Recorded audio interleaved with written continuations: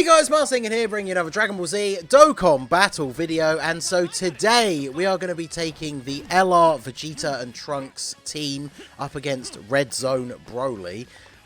One thing that comes to mind straight away, now that we actually have this unit on Global, and I've gotten to use them, try them out against a bunch of the different Red Zone bosses and things like that, I don't see how anyone can not be excited for this guy, or this unit.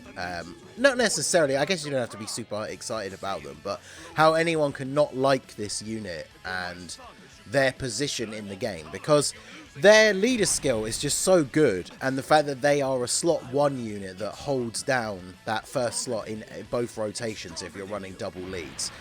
Because they have Bond of Parent and Child, which incorporates like most of the best units in the game, it becomes very easy to make a really, really good team with them that is going to fit the like requirements for essentially any boss that you want to fight. So like, you know, here for example we're doing Red Zone Broly. I have a team that is very much made up of tech units. In fact, I think the entire team is tech apart from them. Yeah. So like any big boss that you're going to go up against, you can just look at the units available on that category and you're gonna have strong units, some of the top tier units in the game even, that will have type advantage, or you know, some of them don't need it, obviously, like Carnival Goku having guard and stuff like that, but top tier units that have type advantage over like the final boss, there are plenty of them on their team that you can build. So basically any Red Zone boss, their team, you can be building an effective squad, and you don't need to worry about them because regardless of what typing the boss is going to be for that event, they guard. So even like Metal Cooler Core, who we'll definitely do a video for, like this team, we've put together a bunch of really strong tech units. When we do the Metal Cooler Core, there'll be a bunch of really strong STR units that we can bring. I don't usually do videos against Omega because I feel like the general consensus for the community now is that Omega's not really that difficult, so I don't know if anyone particularly cares.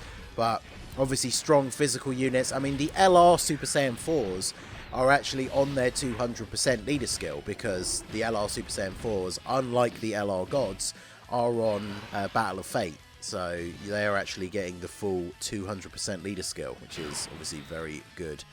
Do I want to keep Gogeta around for the potential Scouter?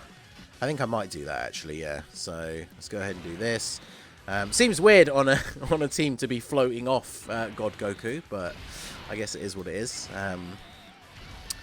God Goku obviously very, very good in this event, but we want Trunks and Vegeta in slot 1 because we get the guaranteed guard, they get their extra attack and defense, they build up by being attacked, so obviously they just can completely dominate slot 1. We have the potential to get the additional. I did go full additional on mine. I do recommend that for most people. You know, you put the little bit of extra, I guess, into crit, right? Because they have 5 dodge by being an int unit. But they don't really need to dodge. I think in the order that I'm going to put videos up today, I think the Cell Max run that I've recorded is already going to go up. They will survive getting super attacked in slot 1 by Cell Max before they have super attacked. So if they're already surviving like one of the hardest, I know partly it's because of the guard and the type advantage, right? But if they're surviving one of the hardest hitting supers in the game before they've super attacked, they're obviously not a unit that like desperately needs to avoid those supers, because obviously with good defensive units sometimes it can be a good idea to give them a decent amount of dodge, right, so they can actually dodge those harder hitting super attacks.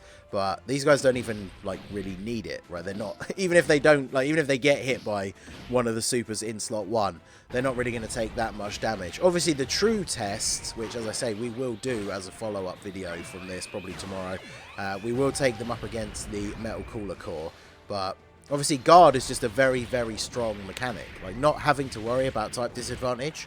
9 times out of 10, that's when you die, right, in difficult events, is when the wrong unit gets super attacked, and type disadvantage plays a huge factor in who is the wrong unit, to the point where unless units have guard or really powerful defensive tech, I don't think you shouldn't even really bother bringing type disadvantage units against certain bosses. Like against Broly, I'm not going to bring an STR unit on the team.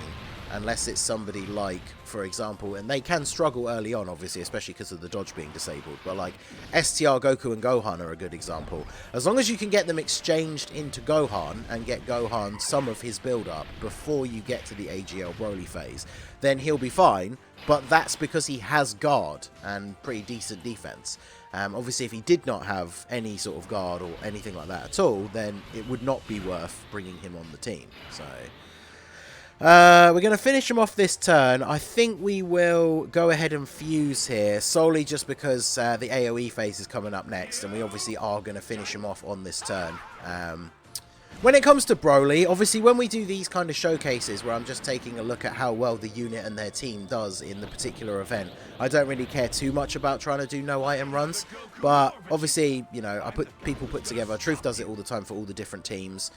People put together these compilations, even if it's just like a Twitter thread of screenshots and stuff, of teams no iteming like every single stage, and a lot of the people in the community kind of treat that as like a benchmark of quality, right? Like, can the unit actually, or can the unit or the team no item all these more difficult bosses? But the more I play the Broly Red Zone boss, and you guys will have to let me know what you think down below, but the more I play the Red Zone Broly fight, the more I don't care about no item runs. Like, I don't think no item run against Broly is necessarily the flex that people act like it is, right? Because when you get to the AoE phase, there are a lot of teams that are very good, that are very powerful. Now, this rotation, we actually do have a team that could survive without an item active. But there are some teams that are very good, like very dominant, very powerful teams. But if you come into the AoE phase and you're getting AoE supered in slot 1, you will just die, because at least one of your units on the rotation is going to take massive damage if you don't use an item. And unless you have a scouter effect in play, then you have no idea that if the super attack is coming. Like, certain units will be okay if they get to super attack first, but other units not so much. Is it literally the first attack? Yeah. So Carnival Goku is not fully, has not really had much build up. I think I will go ahead and use one Whis here, which should be more than enough for these guys on this rotation, and then it kind of helps out the next rotation as well. But yeah, like a lot of these no item runs against Broly, especially because you only get 3 attempts per day. There have been times when a new unit has come out and I'm trying out their team specifically to get no item runs, and you just absolutely dominate the stage up until this point, and then you get AoE'd in slot 1 and you die. And if you do manage to get lucky and get through the phase without getting AoE supered, then that team absolutely dominates the final phase as well. So it is literally just the AoE super can be the undoing of a no item run. And to me, when it is that much down to RNG, like, don't get me wrong, no item runs always require a certain amount of RNG, right? Like, if you're going to get super attacked in slot 1 every single turn, it's going to make doing a no item run a lot more difficult. So obviously RNG is always involved, but when it comes to the AoE phase, like, depending on how you've built your team, and depending on the category, because obviously you want to bring the strongest defensive options possible if you're trying a no item attempt, depending on the team. There are certain teams, like I say, that are incredibly dominant, like very powerful teams, but if the super attack is in slot 1, there's nothing you can do about it. You'll just die if you don't activate an item. So we'll see. I don't know if I will do a compilation of these guys no iteming every single event, because the other thing about those as well, maybe we'll just put together the ones for the hardest ones, because like I said, Truth does the like no iteming every single stage, but I recently sat down to record one of those for the heroes units, because obviously I feel like most people underrate them, so I wanted to put together one of these things. But like the first, especially for movie bosses and GT heroes, the first like 4 or 5 stages are so easy. I don't feel like you even really need to include that in a video trying to like flex how good the team is, right? It's like, oh, they beat, Turles with no items. What a surprise. And the run literally took like 3 minutes or something. So maybe from now going on, I might just do a compilation. We'll do these initial showcases against the boss where we are using items and we're just kind of playing around, seeing how good they are. And then after that, I might do a compilation of putting together all of the main bosses as no item runs. So do a video that's like Broly, Metal Cooler Core, Omega.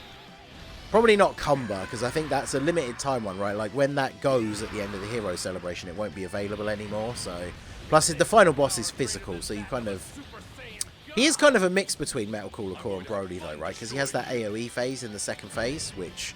Again, can be the phase that can be the most difficult for some teams because of the AoE, like hitting people before they've got their defense up. So let's see. We can't get the 18 key super with them. Oh wait, yep, there we go, perfect.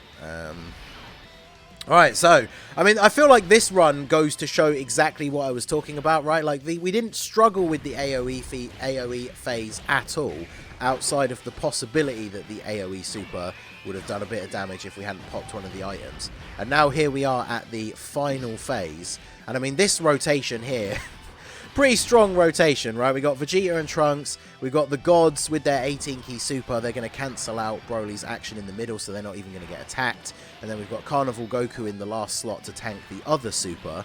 So how much do they eat this for? Wait, was that 130? Okay. So yeah, remember this is the super attack, Red Zone Broly, that does over 1 million damage before you factor in your units like defense and everything. So these guys with their build up and their guard taking just over 100k from Broly's super attack. That is definitely very, very good. So the gods and Carnival Goku are definitely going to dish out a nice amount of damage to our boy here. And Carnival Goku is going to eat a super, but... since he's super attacking first and has that guard. He actually, I wonder if he'll take more damage than Vegeta and Trunks, because he hasn't really had a huge amount of build-up. He did get hit with a normal attack first, though, which is good, because that gives him that little bit of extra defensive buff. So how much does he take from this? Does he take more than them? Wow, he actually does. He took like 60k more than them. That was the friend Trunks and Vegeta, though, actually. So to be clear, they are Rainbow, whereas obviously my LR Trunks and Vegeta are 79%. So, and my Carnival Goku is 79% as well. So I guess that is fair, right? That he took a little bit more damage, considering he's missing 2 dupes compared to the friend Goku, Vegeta and Trunks. But yeah, I mean, these guys obviously very, very dominant. The Scouter effect from Gogeta is still very useful. I talked about it when we were talking about the banner for these guys and how most of the banner is not really that great anymore. But obviously in certain fights, the LR Gogeta with the Scouter effect definitely can be very, very useful. I mean, obviously on this rotation, it's not really going to change anything, right? We would always put Vegeta and Trunks in slot 1. Because they're just holding it down there. Defensive juggernaut. How much do mine take from his super here? Yeah, 172k. Yeah, that's very, very good. Like, bear in mind, we haven't used a healing item or a defensive item, and we've eaten 3 supers from Broly now in these last, like, 2 turns. And here we are still with... obviously, we're on low HP in terms of how much the gate, like, HP bar is actually filled, but we still have over 200k HP after eating 3 super attacks from Broly. So pretty good. And this is what I'm saying about not only is the unit so good, but just the team that you can build around them is so strong, because you have access to like all of these Goku and Vegeta units. So obviously all the combo units of like Goku and Vegeta, even though they're not getting the full 200% like leader skill, they're all on this team. So, oh, and look at this. We got this active skill city, baby. All right. Let's go ahead and use the father-son Gallic gun. That's the spirit, Trunks. May my strength be a shield for this world and for all of humanity. I'm putting all of our hope into this. Shout out to our random soldier boys. Eventually, I'll stop mentioning that they're in the active skill, but I do find it hilarious.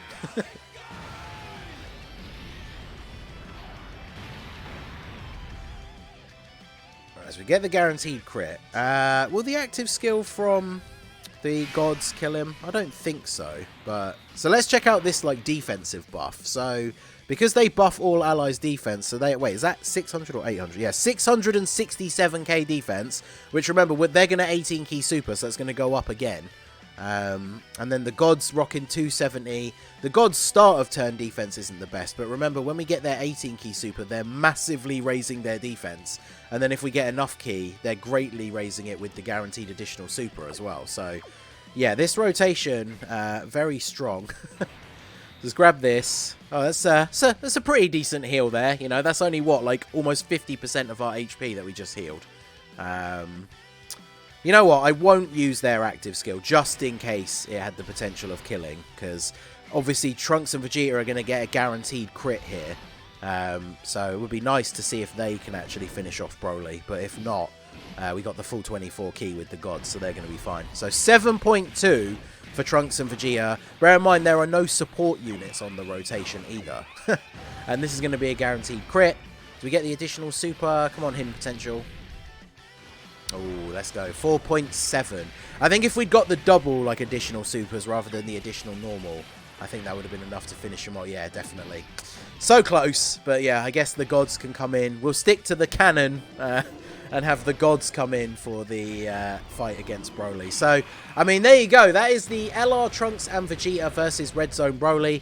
I know most people still consider this to be one of the most difficult or most unfair, I guess, bosses. And I do think that is largely because of the AoE phase, as we already discussed. But as you can see, this team just absolutely takes apart this event. So, yeah, definitely very, very impressed. Having a lot of fun with Vegeta and Trunks. Let me know what your favourite team build for them is down below in the comments section. And we'll try taking them in against some of the other bosses after this as well. So that is going to be it for the video, guys. This has been the Masked Ningen. Smash that like button, subscribe to the channel if you are new. Check out the links down below for the Discord and the merch store. And I will see you all again soon. Have a good one.